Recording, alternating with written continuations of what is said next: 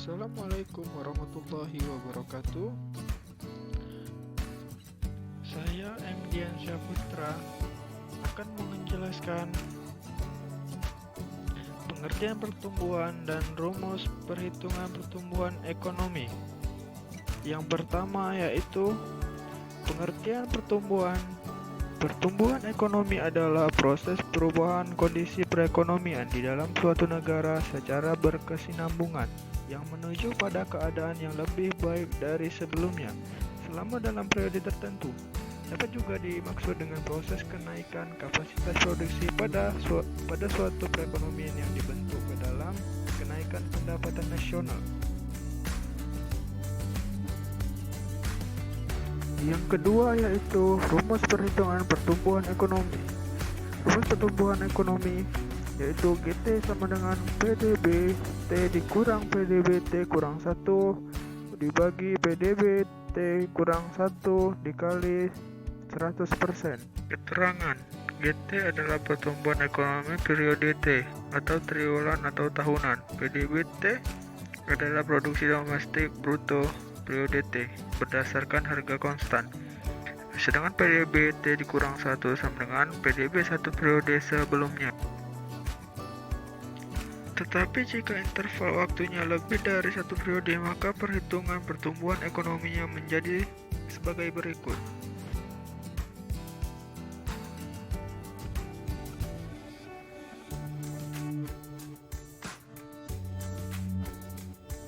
Sekian pemaparan dari saya. Mohon maaf atas segala kekurangan. Assalamualaikum warahmatullahi wabarakatuh.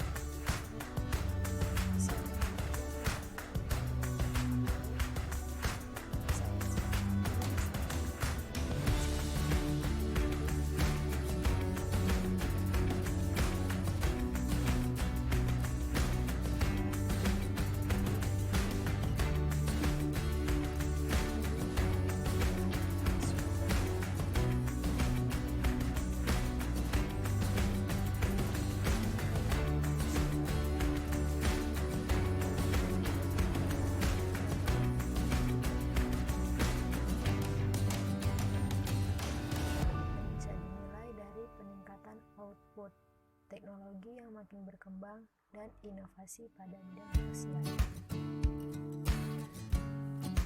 Perkembangan yang terjadi pada dunia bisnis sangat mempengaruhi hasil pertumbuhan ekonomi suatu negara secara besar.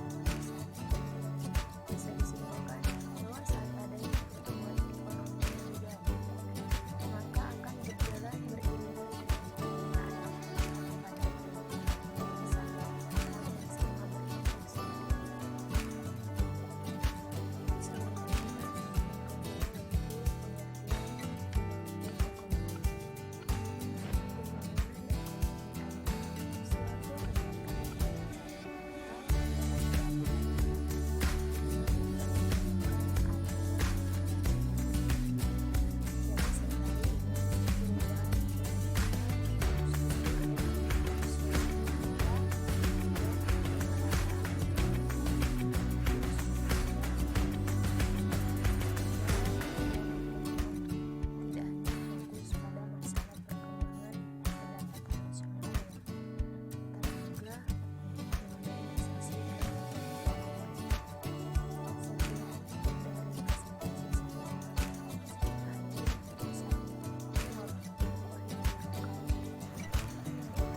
Assalamualaikum warahmatullahi wabarakatuh. Nama saya Indah Faradila. Saya akan menjelaskan sedikit mengenai perbedaan pertumbuhan ekonomi dan pembangunan ekonomi. Yang pertama ada pengertian pertumbuhan ekonomi. Pertumbuhan ekonomi adalah suatu kondisi di mana terjadi peningkatan produk domestik bruto atau PDB suatu negara tanpa memandang apakah kenaikan tersebut lebih besar atau lebih kecil dari tingkat pertumbuhan penduduk. Yang kedua ada menurut para ahli, salah satunya yaitu Adam Smith berpendapat bahwa pertumbuhan ekonomi adalah suatu perubahan tingkat ekonomi yang dialami suatu negara yang bergantung pada adanya perkembangan jumlah penduduk. Dengan adanya perkembangan jumlah penduduk, maka hasil dari produksi suatu negara juga tentunya akan meningkat. Menurut para ekonom klasik dan ekonom neoklasik seperti Adam Smith, David Ricardo, Thomas Robert Malthus, Robert Solow, Trevor Swan, dan John Stuart Mill menjelaskan bahwa setidaknya terdapat beberapa faktor yang bisa mempengaruhi pertumbuhan suatu negara, yaitu jumlah penduduk, jumlah stok barang modal, sumber daya alam, dan luas tanah, serta perkembangan teknologi. Yang ketiga, ada cara mengukur pertumbuhan ekonomi. Untuk mengukur pertumbuhan ekonomi digunakan PDB atau produk domestik bruto berdasarkan harga konstan. Rumusnya yaitu PT sama dengan PDBT kurang PDBT kurang 1 per PDBT kurang 1 kali 100%, dimana keterangan dari rumusnya yaitu PT sama dengan pertumbuhan ekonomi periode T, kemudian PDBT sama dengan PDB real periode tahun T, dan yang terakhir ada PDBT kurang 1 yaitu PDB periode tahun sebelumnya. Yang keempat, ada pengertian pembangunan ekonomi. Pembangunan ekonomi adalah suatu proses yang bertujuan untuk menaikkan PDB suatu negara atau daerah melebihi tingkat produk. Menurut Mikhail P. Todorov, pembangunan harus dipahami sebagai proses multidimensi yang melibatkan perubahan besar dalam struktur sosial, sikap populer dan lembaga rasional, percepatan pertumbuhan ekonomi, pengurangan kesenjangan, dan pemberantasan kemiskinan absolut.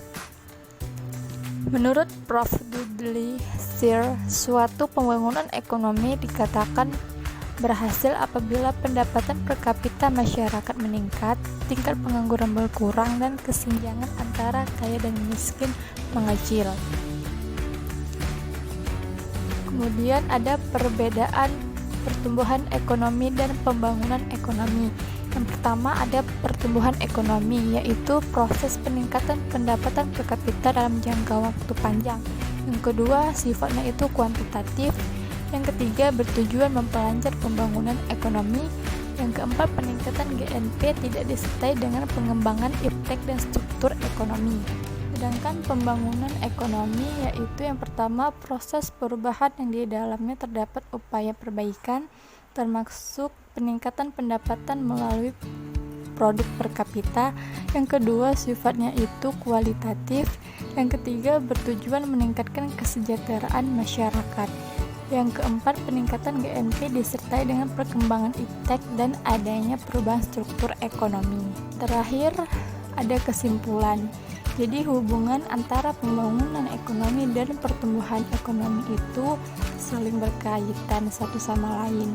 Pembangunan ekonomi sangat mendorong pertumbuhan ekonomi dan pertumbuhan ekonomi memperlancar proses pembangunan ekonomi Indonesia. Adanya pertumbuhan ekonomi merupakan indikasi keberhasilan pembangunan ekonomi. Terakhir, saya ucapkan terima kasih. Apabila ada kekurangan, saya mohon maaf. Assalamualaikum warahmatullahi wabarakatuh. Assalamualaikum warahmatullahi wabarakatuh. Saya Priska Dara Mulanza akan menjelaskan tentang perkembangan ekonomi Indonesia dan internasional. Perkembangan ekonomi Indonesia dan dunia triwulan 1 2020. Aktivitas ekonomi pada triwulan 1 tahun 2020, dunia diguncang pandemi COVID-19 yang memaksa berbagai negara mengurangi aktivitas ekonomi. Akibatnya, pertumbuhan ekonomi semua negara kembali tertekan. Pertumbuhan beberapa negara mengalami kontraksi dan sebagian lainnya masih tumbuh positif. Meskipun jauh di bawah pertumbuhan normal, pertumbuhan ekonomi Indonesia sendiri tertekan menjadi 2,97%. Pertumbuhan ekonomi di sebagian besar wilayah tumbuh lebih lambat. Wilayah Bali, Kalimantan, serta Maluku, Papua tumbuh di bawah pertumbuhan nasional. Seluruh komponen pengeluaran menunjukkan perlambatan yang cukup signifikan. Dan selanjutnya perkembangan perekonomian Indonesia.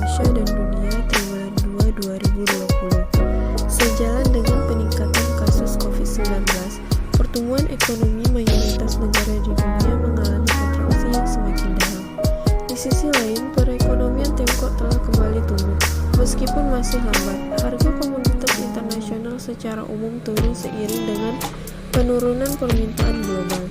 Harga dunia berdagangkan negatif pada bulan April 2020 akibat penuhnya kapal penyimpanan pasokan. Pembukaan lockdown kemudian mendorong harga komoditas naik secara bertahap. Perekonomian Indonesia pada triwulan 2 2020 terkontraksi 5,32% dari sisi pengeluaran.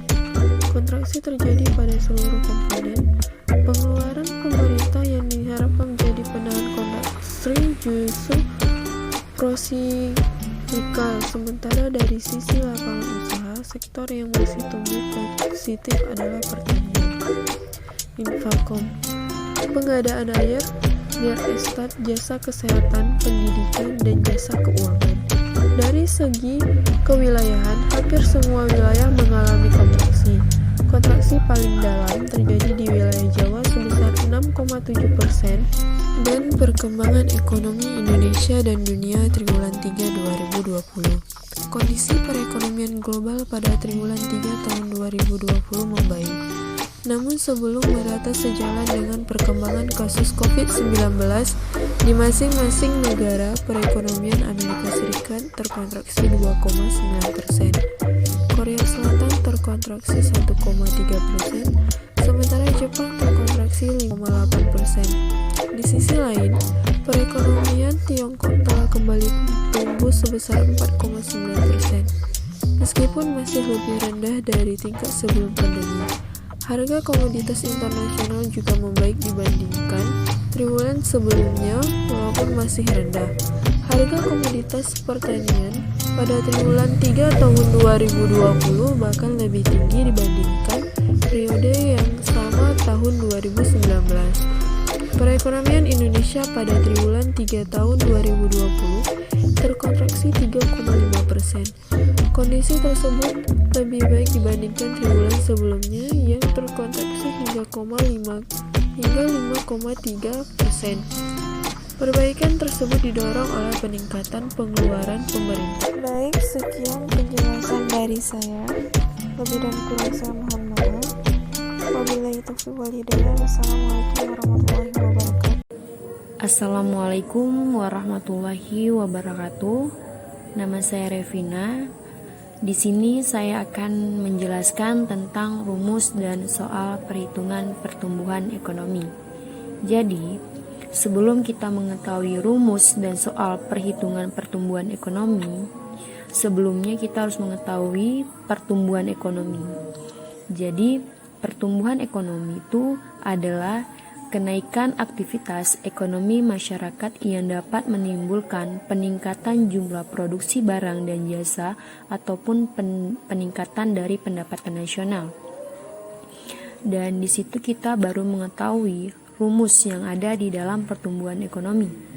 Jadi rumus yang ada di dalam pertumbuhan ekonomi itu ada GT PDB kurang PDBT kurang 1 per PDB T kurang 1 kali 100%.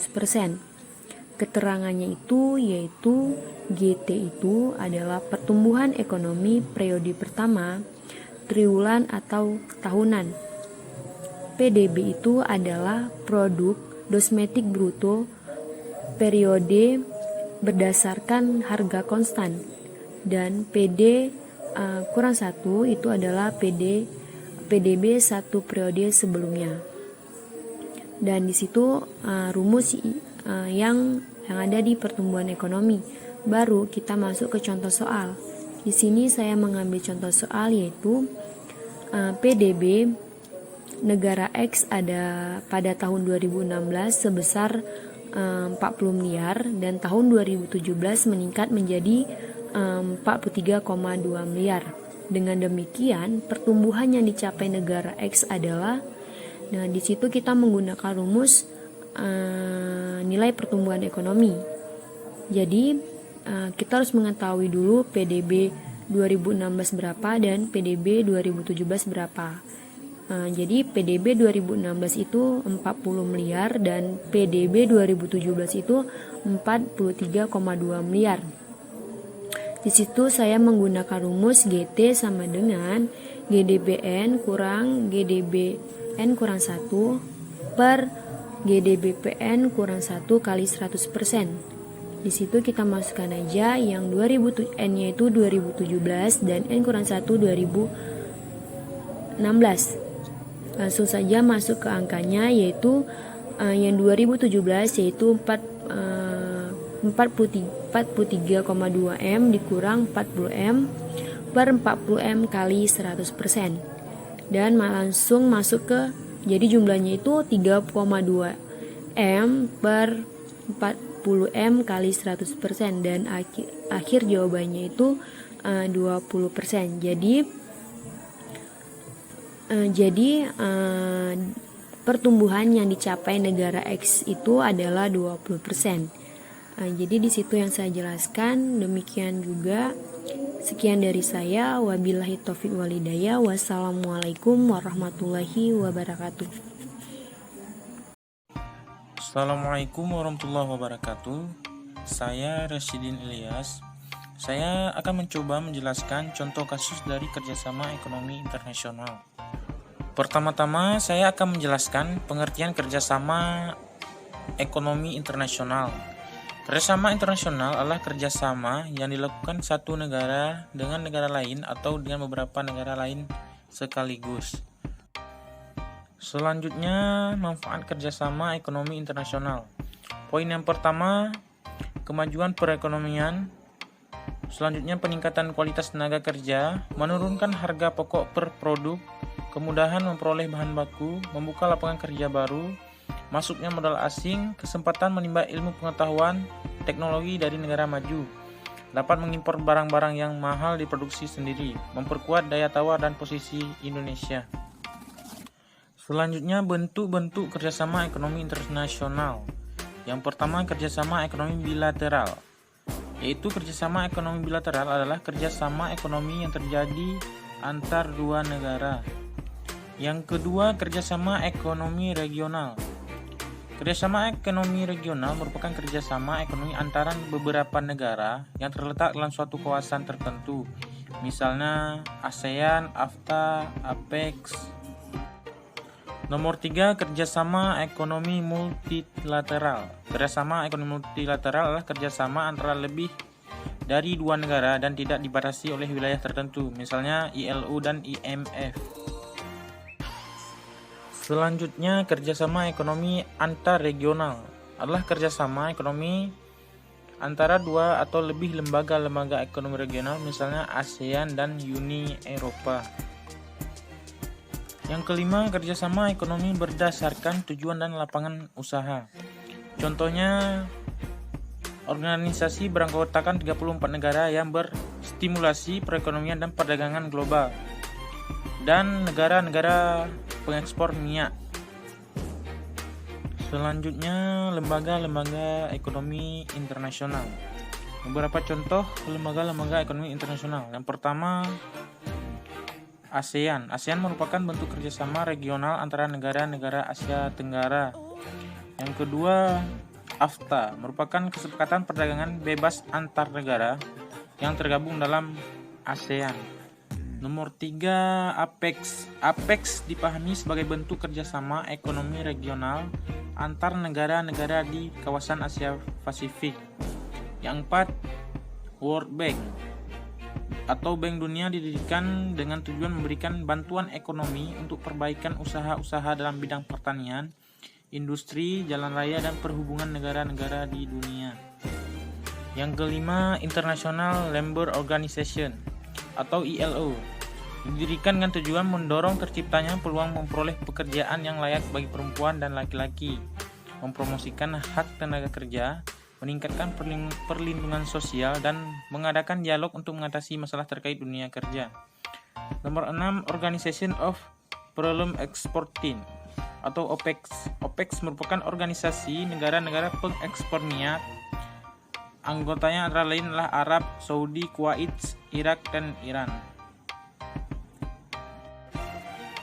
Baik, sampai di sini penjelasan saya tentang contoh kasus dari kerjasama ekonomi internasional. Mohon maaf atas segala kekurangan. Sekian dan terima kasih. Assalamualaikum warahmatullahi wabarakatuh.